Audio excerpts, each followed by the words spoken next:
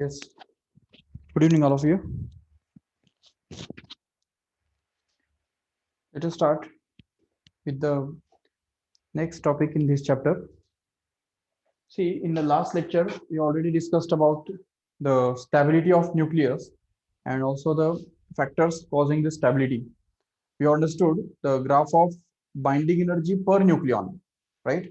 And this graph gives us an idea about the stability of nucleus. We already seen that the nuclei which are whose atomic mass number is less than 30 are always tend to undergo fusion reactions. Fusion reactions means two nuclei, two smaller nuclei just combine with each other and form a bigger nucleus. And the nuclei whose binding energy per nucleon is less than 8 precisely are considered to be highly unstable. ठीक है, जिनका binding energy per nucleon 8 mega electron volt से कम होता है वो most probably unstable हुआ करते हैं. And this unstable nuclei try to achieve stability just by undergoing either fusion और फ्यूजन रिएक्शंस. अभी फ्यूजन किसका होता है? जो छोटे छोटे हैं उनका फ्यूजन होता है, और जो ऑलरेडी बड़े हैं मतलब जिनका एटॉमिक मास नंबर बहुत ज्यादा है लाइक यूरेनियम और उसके आगे के जो सब, तो उनके बारे में हमेशा फ्यूजन हुआ करता है. Fusion means breaking of a single nucleus into two parts of which have the smaller atomic mass number like that. So this is all about the stability of nucleus. Now we'll just proceed further. Here in this case we can just discuss about the radioactive decay or radioactive disintegration. What happens is, if you already seen about the experiment made done with the uranium. इस type का जो lead का जो एक box होता है उसके अंदर अगर यूरेनियम के जो छोटे छोटे पीसेस है वो डाले रहते हैं, और इसका जो ऊपर का जो पार्ट है यहाँ पे एक फ्लोरोसेंट स्क्रीन लगाया हुआ रहता है, फ्लोरोसेंट स्क्रीन. और इस यूरेनियम में से जो रेज निकलते हैं, इनविजिबल रेज जो निकलते हैं, वो देखा जाता है कि they produce the fluorescent spots here. And there are three types of rays emitted from this uranium nucleus. And if we suppose check this positive and negative terminal here, यहाँ पे जब हम पॉजिटिव और नेगेटिव टर्मिनल जब attach कर देते हैं तो ये सपोज नेगेटिव टर्मिनल है और ये सपोज पॉजिटिव टर्मिनल है. It is observed that some rays just bend towards positive terminal, some rays just bend towards the negative terminal, and some rays are just pass undeviated. So accordingly these three rays are given the names like alpha, beta and gamma. Like we can see these rays which bend towards this negative charge are supposed to carry positive charge and they are called as alpha rays, and the rays which bend towards this negative charge, positive charge, are supposed to carry negative charge and they are called as beta rays. And the rays which get just undeviated and they are neutral, they are not deflected by any electric or magnetic field, they are called as gamma rays. Remember, so alpha, beta and gamma rays are emitted from the nucleus of this uranium atom. Okay, uranium atom के nucleus में से ये alpha beta gamma raise निकल रहे हैं, और इनका जो स्पॉन्टेनियस इमिशन है खुद होके जो यूरेनियम का न्यूक्लियस इनको इमिट करता है, this emission actually is called as radioactivity. Remember, this phenomena of spontaneous emission of alpha, beta and gamma rays from the nucleus of any substance is called as radioactivity. Remember, radioactivity. Yes. अभी इस radioactivity के अंदर जो participate करने वाले जो elements है उनका एटॉमिक नंबर 92 से बड़ा होता है. ठीक है, और 92 मतलब जब चलो यूरेनियम और उसकी रो के अंदर जो है तो वो सब जो एलिमेंट्स है वो most probably radioactivity show करते हैं, और उनमें से जो alpha beta gamma rays emit होते हैं उसके वजह से वो एक दूसरे न्यूक्लियस के अंदर कन्वर्ट हो जाते हैं जो कि इनसे ज्यादा स्टेबल होता है. सो एक्चुअली ये this emission takes place in order to acquire the stable nucleus configuration. Remember, तो ये स्टेबल न्यूक्लियस बनने के लिए ये जो न्यूक्लियस है वो अल्फा बीटा गामा रेज को इमिट करता है. अभी एक बार हम ये अल्फा बीटा और गामा के प्रॉपर्टीज जो है वो भी हम देख लेंगे फटाफट. तो जैसा कि हम कंपेरेटिव प्रॉपर्टीज तुमने ऑलरेडी द 10th स्टैंडर्ड में देखे ही है, तो फिर भी हम एक बार रिवाइज करेंगे 2 मिनट में. सबसे पहली बात अगर करते हैं अल्फा के बारे में, अल्फा पार्टिकल्स, बीटा पार्टिकल्स और गामा को हम रेज बोलते हैं. Gamma rays, alpha particles, beta particles and gamma rays, इसको हम बोल सकते हैं. Alpha particles are nothing but the helium nuclei. Helium का न्यूक्लियस, हेलियम प्लस प्लस उसको बोल सकते हैं, which contains 2 protons and 2 neutrons in the nucleus and no electrons in the outermost orbits. Okay, so such a helium nucleus will be called as alpha particle. So alpha particle का configuration कैसा हो गया, उसका Z कितना है 2 और A कितना है 4. समझा कैसे? Because alpha particle has 2 protons, so it has 2 charges. 2 plus charge उसके ऊपर आ गया, नो डाउट. और जो 4 उसका टोटल एटॉमिक मास नंबर होगा, क्योंकि 2 प्लस 2 ऐसे 4 पार्टिकल्स उसके अंदर है, तो number of nucleons is going to be 4. That's why we can just write this 4 here and 2 here in this way. So this is the configuration of alpha particle, which means that whenever alpha particle is emitted from a nucleus, its atomic number decreases by 2 and its atomic mass number decreases by 4. For example, if you have uranium whose atomic number is 92 and atomic mass number is suppose 232, so when it will give rise to an alpha particle, so ये जो uranium है it gets split up into alpha particle. suppose एक alpha particle उसने अगर emit कर दिया तो उसका atomic mass number 4 होता है और atomic number 2 होता है, तो जो element बचेगा most probably it is thorium, so उसका जो ये है एटॉमिक नंबर कितना होगा 90 और उसका एटॉमिक मास नंबर कितना बनेगा 232 4 minus 4, तो 232 minus 4 कितना होता है 228, like this, in this way here. Okay, these are the calculations which you have to be familiar with. Similarly, if suppose uranium atom just emits 2 alpha particles, for example, अगर 232 mass number और 92 atomic number रहने वाला uranium अगर समझो 3 alpha particles emit करता है, ये देखो 3 अल्फा पार्टिकल्स इसमें से चले गए, तो अल्फा पार्टिकल को हमको पता है एक उसका एटॉमिक नंबर होता है 2 और एटॉमिक मास नंबर होता है 4. तो जब 3 अल्फा पार्टिकल्स उसमें से निकल जाएंगे तो जो एलिमेंट बचेगा उसका एटॉमिक नंबर कितना रहेगा, आप बता सकते हो? देखो एक अल्फा पार्टिकल जाने से एटॉमिक नंबर 2 से कम होता है, बराबर. तो 3 अल्फा पार्टिकल अगर चले गए तो एटॉमिक नंबर क्या होगा 3 2 6, 6 से कम हो जाएगा. So what is 92 minus 6?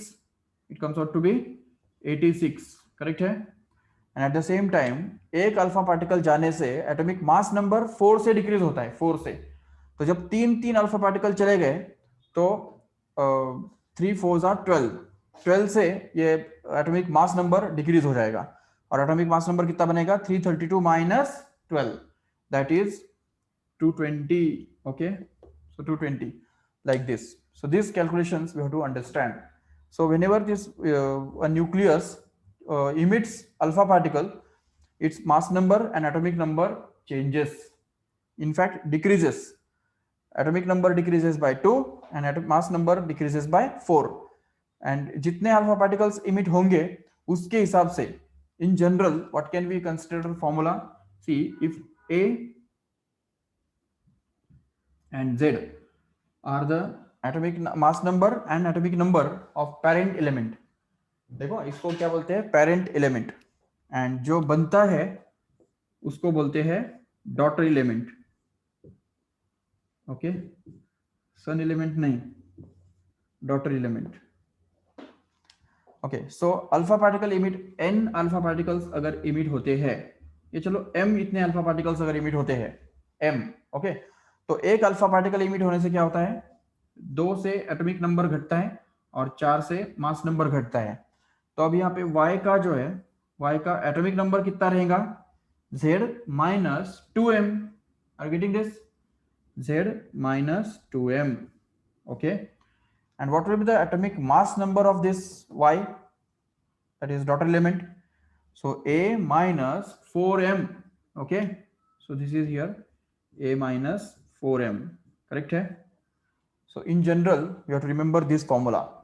Whenever m alpha particles are uh, emitted by this X element whose atomic number and atomic mass number are Z and A respectively, then atomic number and atomic mass number of the resulting element, that is daughter element, becomes Z minus 2m and A minus 4m. That's all. ये formula अच्छी तरह से याद रख लो, ठीक है? Similarly, if we talk about beta particles are nothing but electrons. They are electrons, simply electrons. And अभी जब एक बीटा पार्टिकल इमिट होगा इसमें से, न्यूक्लियस में से, तो बीटा पार्टिकल का कॉन्फ़िगरेशन देखो क्या है. It has its charge -1 and its mass number will be 0. Its mass is very, very small as compared to the proton or neutron. That's why it's assumed as 0. It's not actually 0, but it is negligibly small. So its emission doesn't change the mass number actually significantly, but mass number remains constant when beta particle is emitted, but atomic number increases by 1. Okay, that doesn't decrease, but it increases by 1.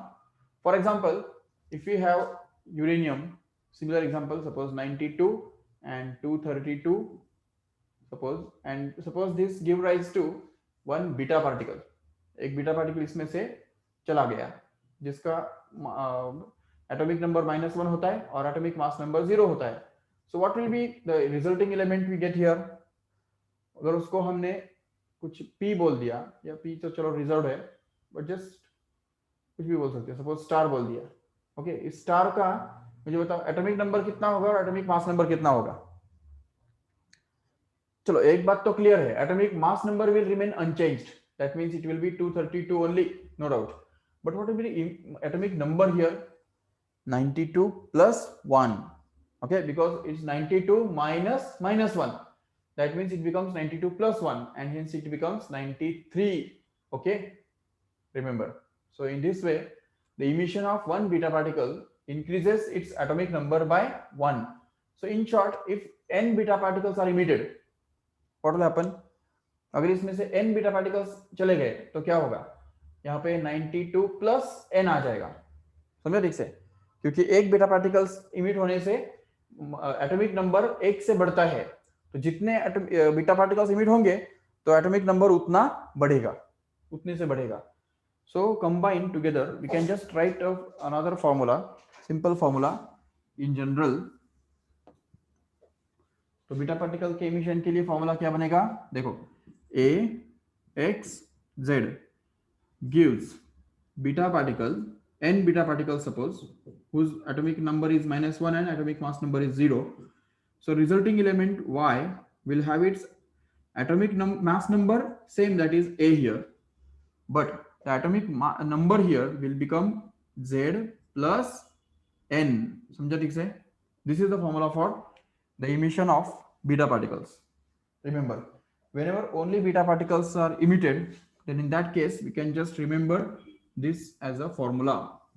Okay, and now this third thing is that if suppose m alpha particles and n beta particles are emitted simultaneously, suppose the element is X whose atomic number is Z, atomic mass number is A, and suppose it emits m alpha particles and n beta particles, suppose. तो देखो दोनों emit कर रहा है वो अभी, ठीक है ना, दोनों. तो अभी इसमें अल्फा पार्टिकल के इमिशन की वजह से क्या होगा? इसका 2 और इसका 4 होता है, और यहाँ पे -1 और यहाँ पे 0 होता है, करेक्ट? सो अभी ये जो y हमको मिलेगा, इस y एलिमेंट का एटॉमिक नंबर पता है कितना होगा? देखो, बीटा पार्टिकल्स के इमिशन की वजह से एटॉमिक मास नंबर तो चेंज नहीं होता है, ठीक है? सिर्फ अल्फा पार्टिकल के इमिशन की वजह से एटॉमिक मास नंबर चेंज होता है, and it actually becomes 4m. It will just decrease by 4m, and hence we can get this as a minus 4m. Correct है? ये बन गया atomic mass number of daughter element. And at the same time atomic number if we talk about, then we can say Z तो उसका original था, लेकिन एक M इतने अल्फा पार्टिकल्स जाने से ये देखो क्या हुआ यहाँ पे, तो वो Z माइनस 2M तो बनना ही था, नो डाउट, लेकिन N बीटा पार्टिकल्स भी तो इमिट हुए हैं, तो बीटा पार्टिकल्स के इमिशन की वजह से क्या होता है, एटॉमिक नंबर N से बढ़ता है, तो इसलिए यहाँ पे क्या आएगा finally, Z minus 2M plus N, that's it. So this is the formula for finding the atomic number and atomic mass number of daughter element. If we know same for parent element, this is called parent element, this is called as daughter element. So whenever the alpha and beta particles are emitted, then atomic number and atomic mass number changes by these formulae, according to this formulae. And gamma particles, they are not actually particles, they are the electromagnetic waves of very high frequency, and that's why emission of gamma particles or gamma rays will not affect the atomic number or atomic mass number at all. Atomic number and atomic mass number remains constant. कितने भी gamma rays emit कर होने दो, कोई फर्क नहीं पड़ता, gamma rays का emission की वजह से atomic number भी change नहीं होगा और atomic mass number भी change नहीं होगा, it will remain constant. Okay, only the alpha particles and beta particles, when they are emitted, then and only the atomic number and atomic mass number will change. उसमें भी beta particles अगर emit होंगे तो सिर्फ atomic number ही increase होगा, atomic mass number को कुछ नहीं होगा, लेकिन अल्फा पार्टिकल अगर इमिट होता है तो एटॉमिक नंबर भी डिक्रीज होगा और एटॉमिक मास नंबर भी डिक्रीज होगा. ओके, तो ये चीज हमको अच्छी तरह समझना है. और रही बात इन अल्फा बीटा और गैमा पार्टिकल्स की, तो पता चलता है कि alpha particles carry positive charge, okay, and beta particles carry negative charge, and gamma rays are neutral, they are electromagnetic waves, so they are neutral. Alpha particles just bend or attracted by this negative field, जब electric field में से उनको पास करते हैं, so they get attracted towards negative plate, and beta particles get attracted towards positive plate, but gamma particles are not deviated, they pass undeviated because they are electromagnetic waves. And if we just compare them about the speed के बारे में अगर compare करेंगे तो gamma particles का जो speed है वो सबसे ज्यादा, मतलब 3 into 10⁸ मीटर पर सेकेंड है, क्योंकि वो है ही electromagnetic waves, right. Electromagnetic waves का स्पीड हमको पता है already, it is 3 into 10⁸ metre per second. So the speed of gamma particles will also be 3 into 10⁸ metre per second, no doubt. But alpha beta particles का जो speed है, it is almost about 10% that of the speed of light. Okay, 10%, मतलब अगर speed of light होता है 3 into 10⁸, तो beta particles का speed रहेगा 3 into 10⁷, मतलब उस ऑर्डर में, उस रेंज में, ठीक है. Not exactly that, but it also depends on other factors also. But alpha particles का जो स्पीड है, it is almost 1/100 times of the speed of light. That means it is about 10⁵, in the range of 10⁵. Remember, this is the comparison at the level of speeds. Speed के बारे में ये comparison हो गया. दूसरी बात हम देख सकते हैं कि alpha particle, beta particle and gamma particles, all of three affect the photographic plate. Photographic plate को वो अफेक्ट करते हैं, ठीक है.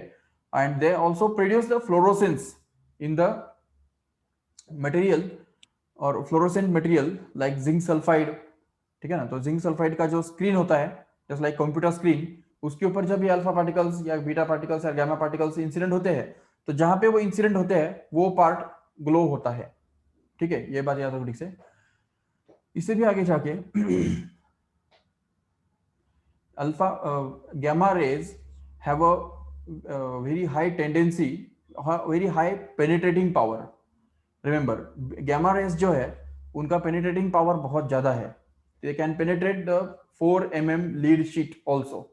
So that is the penetrating power. Then comes to beta, and then you can say gamma, alpha. तो penetrating power जो है वो उनका इस तरह से decreasing order में है. And alpha particles have a very high ionizing power. Ionizing power मतलब क्या? जिस भी गैस के अंदर वो जाएंगे उस गैस को वो आयोनाइज कर देंगे. अगर किसी जो नोबेल गैस जो होता है, नोबेल गैस लाइक ऑर्गन और जो भी क्रिप्टॉन, जेनॉन जो गैसेस है, उनके अंदर से जब वो पास होंगे तो उनके एटम्स में से लास्ट जो आउटर ऑर्बिट होता है, आउटर मोस्ट ऑर्बिट जो होता है, उसमें से 1 या 2 इलेक्ट्रॉन्स को निकाल के लेके जाएंगे. दैट मीन्स द गैस जो एटम था वो आयन बन गया, बिकॉज 1 इलेक्ट्रॉन चला गया. तो इसलिए वो गैस जो है वो आयन का गैस बन गया, तो इसको बोलते हैं आयनाइजेशन। ठीक है, this is called as the ionization, and this ionization power is very much strong for alpha particles, then comes to beta particles and then gamma particles. ठीक है, और gamma rays we can say. So all these are the properties of these alpha, beta and gamma rays or particles. Now we can just see the main features of this radioactivity, and basically the law of radioactive decay.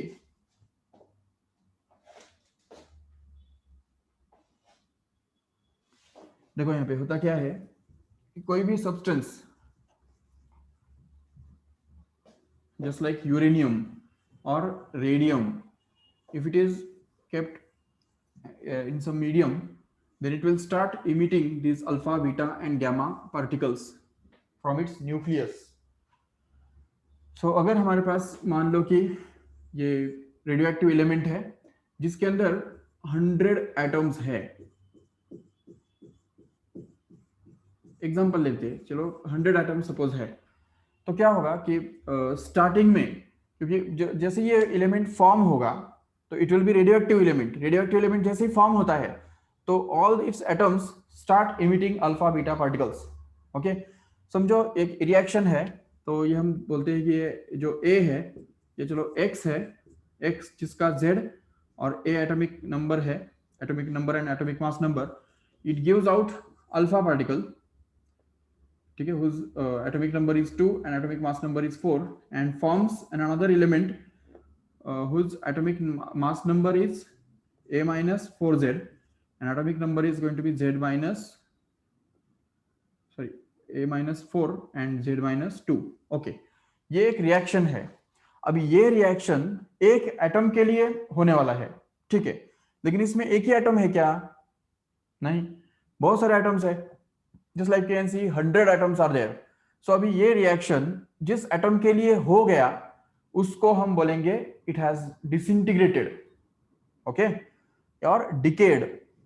तो अभी समझो ये atom ने एक alpha particle छोड़ दिया, emit कर दिया, तो इस एटम के बारे में हम क्या बोलेंगे? This atom has been decayed. Okay, decayed मतलब डिके हो गया वो, या उसको हम बोल सकते हैं it is disintegrated. Disintegrated, so what do you mean by this disintegration? Disintegration means emission of alpha particle from the nucleus of an atom. So अगर इसने एक अल्फा पार्टिकल इमिट किया तो ये डिसइंटीग्रेट हो गया। अगर सपोज इसने अल्फा पार्टिकल इमिट किया तो जैसे ही वो इमिट करेगा तो उसको बोलेंगे ये वाला एटम जो है वो भी डिसइंटीग्रेट हो गया। ऐसा तीसरा एटम जो है वो डिसइंटीग्रेट हो गया।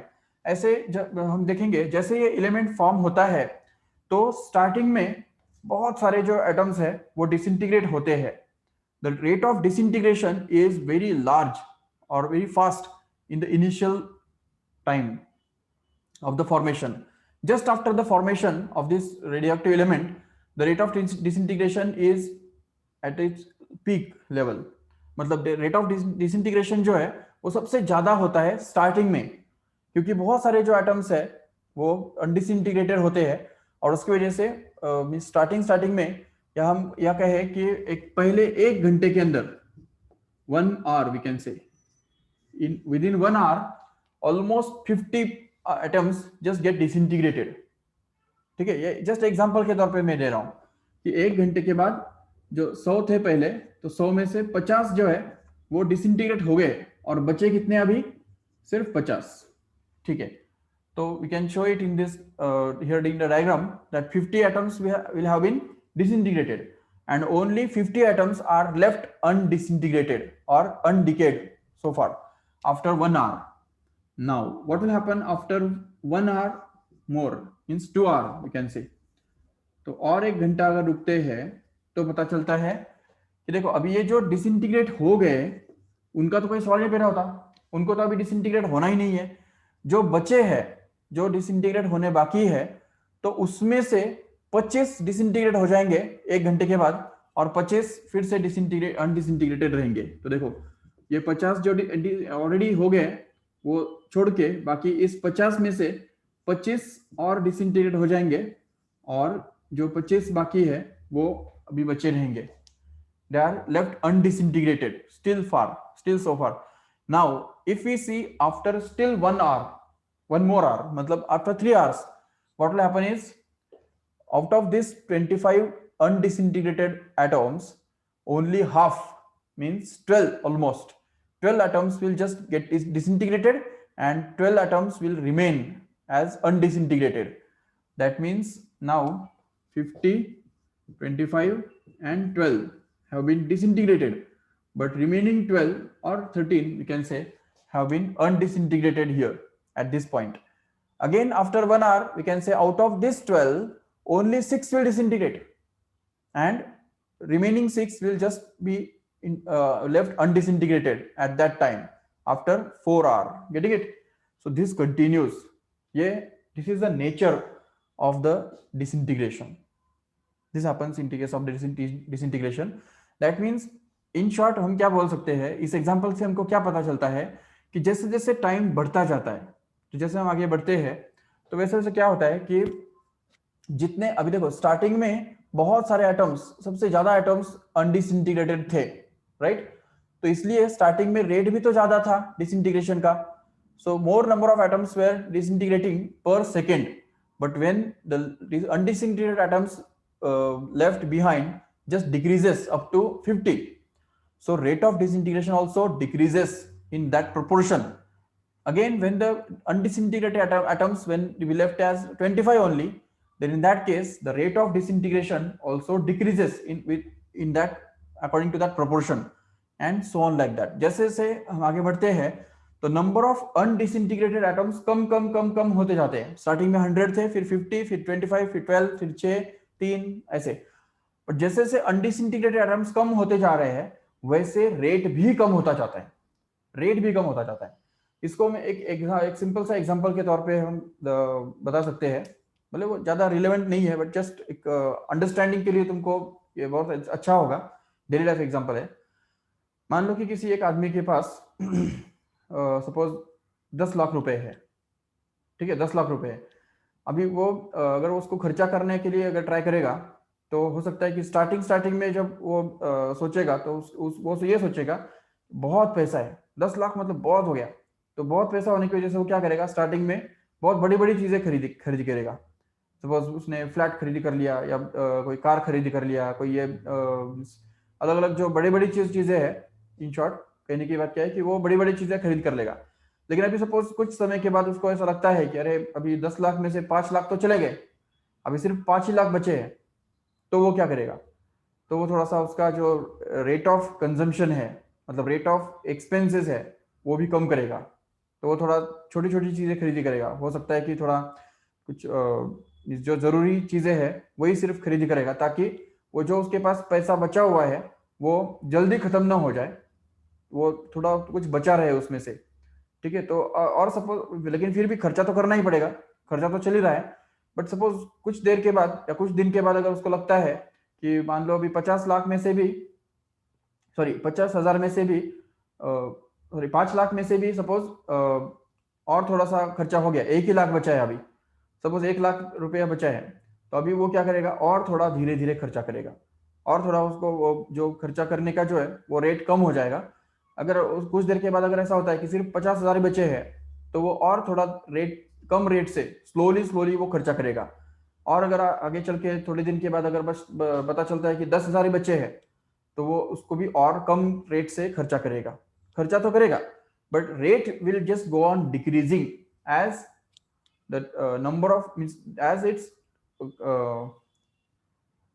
Balance goes on decreasing. जितना बैलेंस कम होता जाएगा, उसके पास जो बचा हुआ पैसा है उसको बोलेंगे बैलेंस. तो जितना बैलेंस कम रहेगा, उतना वो कम रेट से वो खर्चा करेगा. वही बात यहाँ पे भी होती है.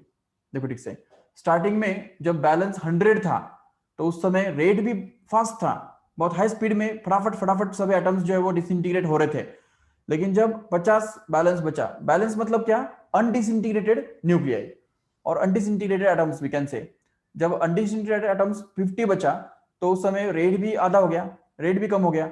अभी जब अनडिसइंटीग्रेटेड एटम्स सिर्फ 25 बचे, तो रेट भी उतना कम हो गया, and so on like that correspondingly. So what we can say, the rate of ये जो law of decay और law of disintegration क्या कहता है, in simple words we can just understand that the rate of disintegration is directly proportional to the number of undisintegrated atoms present at any time. I will repeat again. What is the law of radioactive decay? The rate of disintegration is directly proportional to the number of undisintegrated atoms present at any time.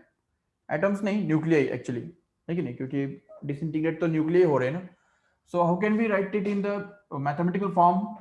We can say dN by dt stands for rate of disintegration. dN मतलब क्या है यहाँ पे? It is a number of atoms which disintegrate in a short interval of time dt. So dN by dt stands for rate of disintegration, number of atoms which are disintegrated in per unit time. And according to the law of disintegration, it tells us that rate of disintegration is directly proportional to the number of undisintegrated atoms present at any time.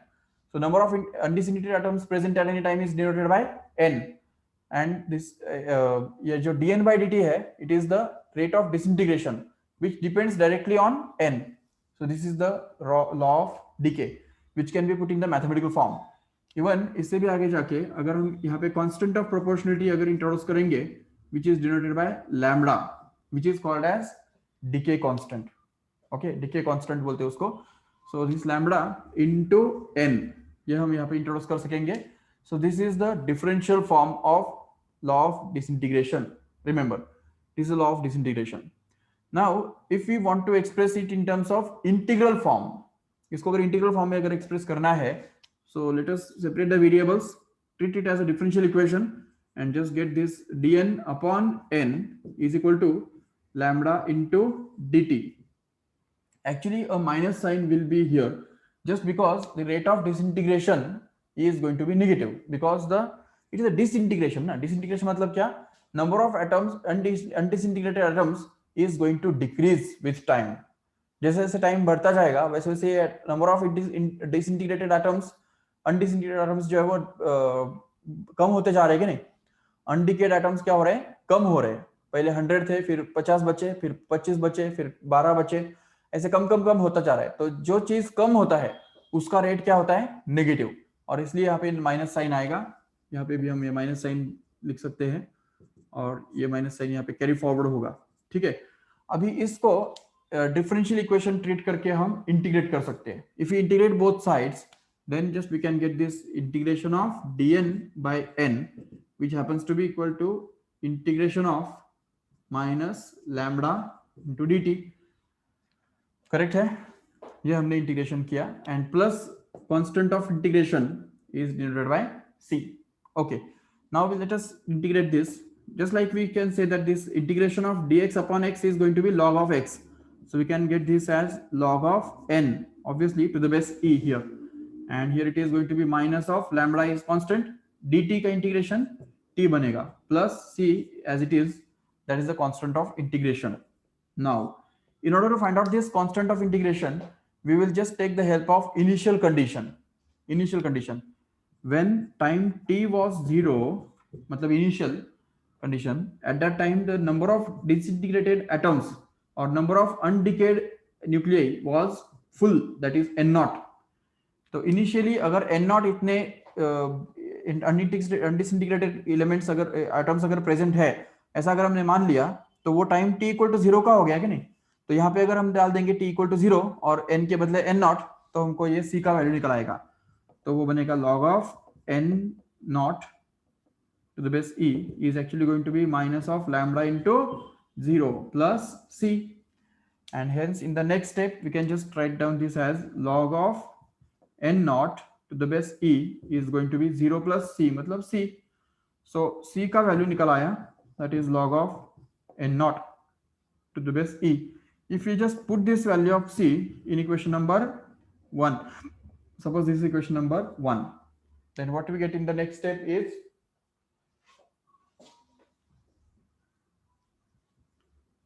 So we can just get in the next step. c का value यहाँ पे डाल दो, तो इससे हमको मिलेगा, देखो log of n to the base e is equal to minus lambda t, capital it is, so here it is minus lambda t plus c का वैल्यू जो कि यहाँ पे हमारे पास मिला हुआ है log of n naught to the base e, so here it is log of n naught to the base e.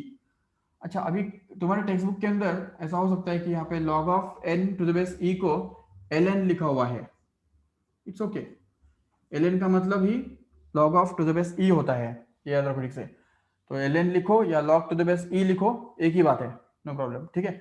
Now we can just take this term in this side and get it as log of n to the base e minus log of n naught to the base e is going to be minus of lambda t, correct है.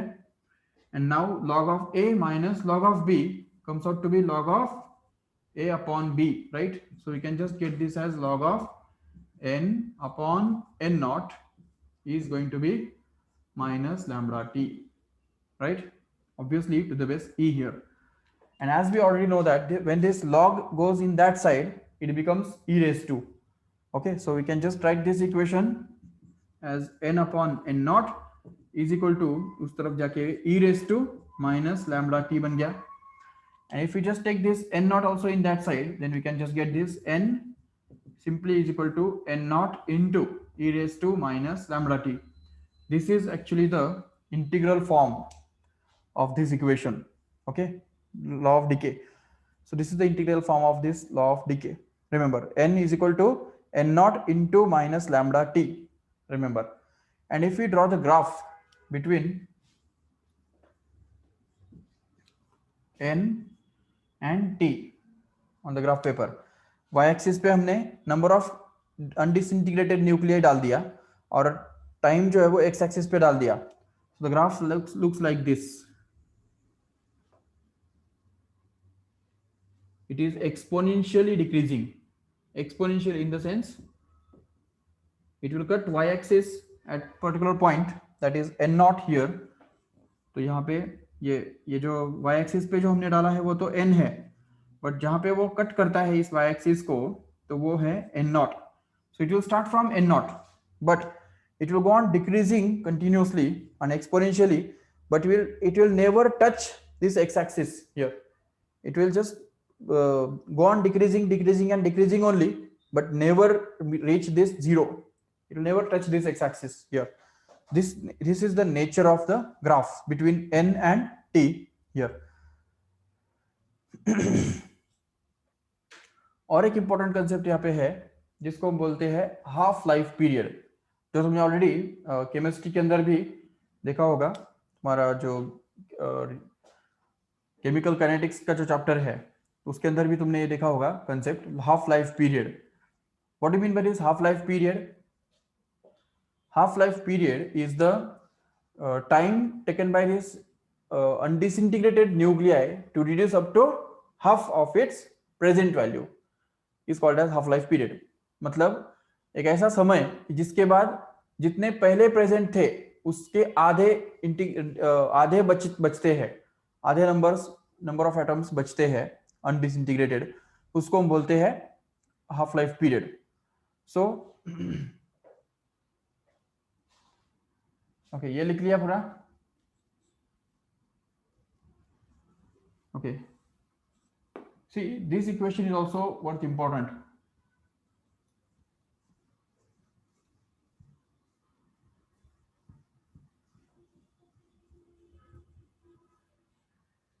Okay, see here from this equation only we can just get the relationship between lambda and t. See here it is log of n upon n naught is actually going to be minus of lambda t, right है.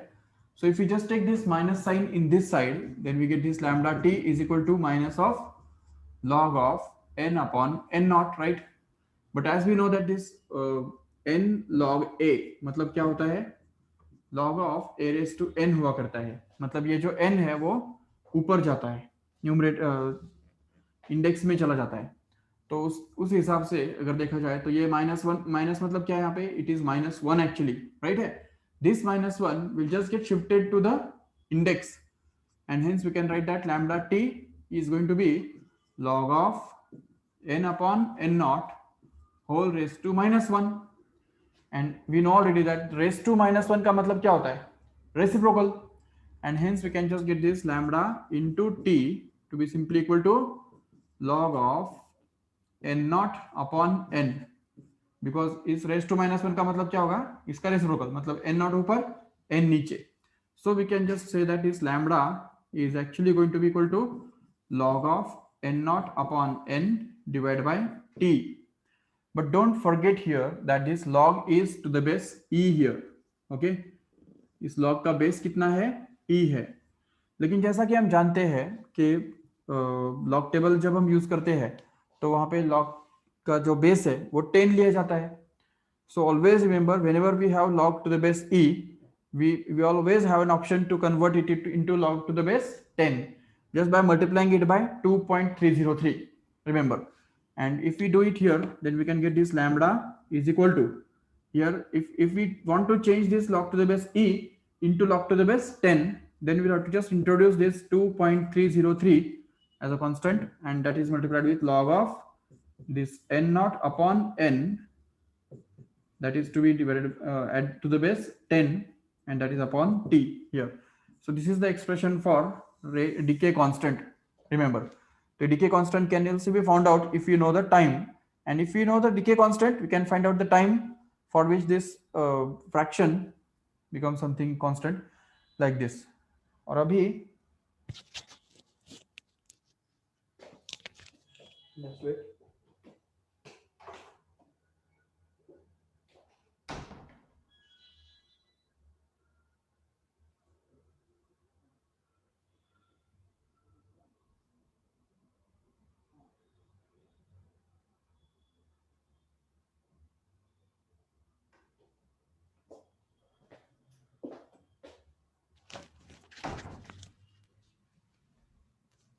Okay, so this is the equation for finding lambda. Okay, so just remember this in this lecture up to this here, and the next part जो है जिसके अंदर हमको half life period का expression derive करना है, which is always obviously on the same lines as you have done it in the chemical kinetics here. So we will do it tomorrow.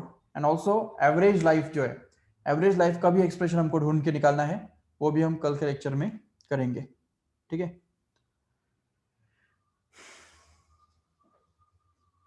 चलो, let us stop here. Thank you all of you.